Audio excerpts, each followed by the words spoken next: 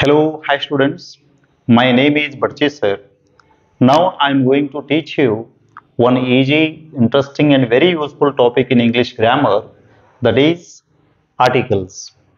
Dear students, articles ಈ ಪದಕ್ಕೆ ನಾವು ಕನ್ನಡದಲ್ಲಿ ಉಪಪದಗಳು ಎಂದು ಹೇಳುತ್ತೇವೆ. ಓಕೆ, ಆರ್ಟಿಕಲ್ಸ್ ಈ ಟಾಪಿಕ್ ಅನ್ನು ಅರ್ಥ ಮಾಡ್ಕೊಳ್ಬೇಕು ಅಂತಂದ್ರೆ ಕೆಲವು ಅಂಶಗಳನ್ನು ನಾವು ತಿಳ್ಕೋಬೇಕು.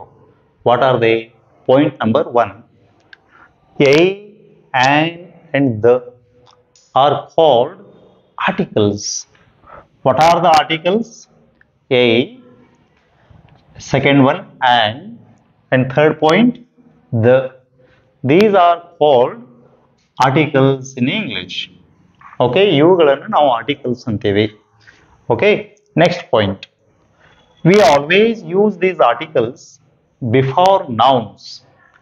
ನಾವು ಯಾವಾಗಲೂ ಈ ಆರ್ಟಿಕಲ್ಗಳನ್ನು ನೌನ್ಗಳಿಗಿಂತ ಮೊದಲು ಉಪಯೋಗಿಸ್ತೇವೆ.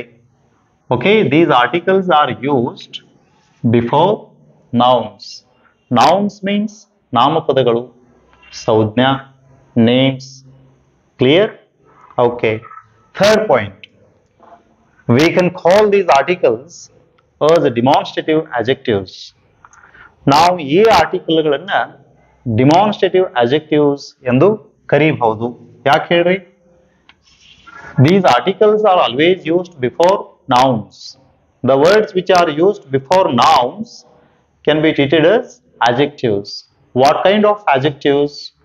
Demonstrative adjectives in English. Clear? Yes. Fourth point. Basically, we divide these articles into two kinds.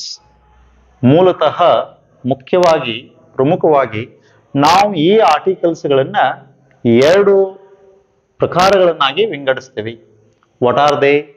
They are indefinite articles and definite articles. Indefinite articles means ಅನಿಶ್ಚಿತ ಉಪಪದಗಳು. Definite article means ನಿಶ್ಚಿತ ಉಪಪದ. Okay, say here.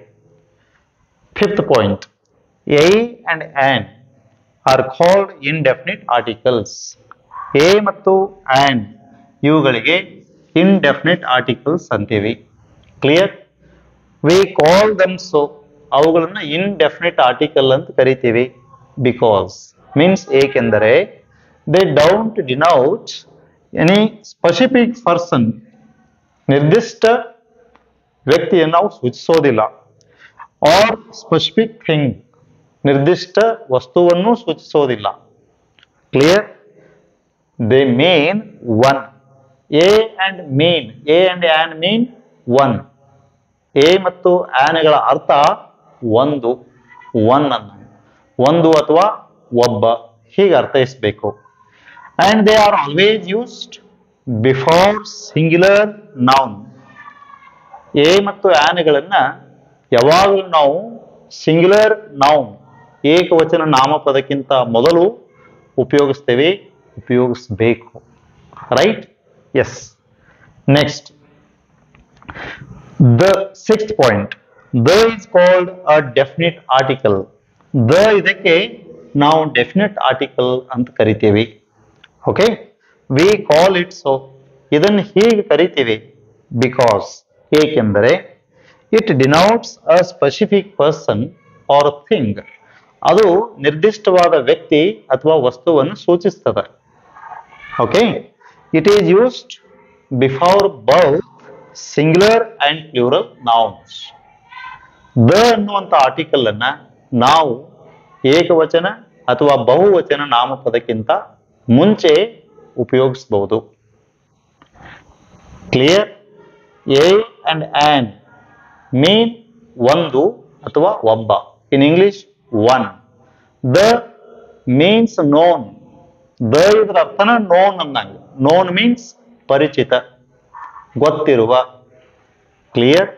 Dear students, in this video we came to know what's meant by article, what are the kinds of articles and where we use them.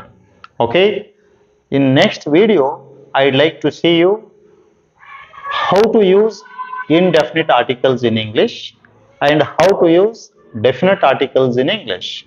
Okay, thank you for watching this video.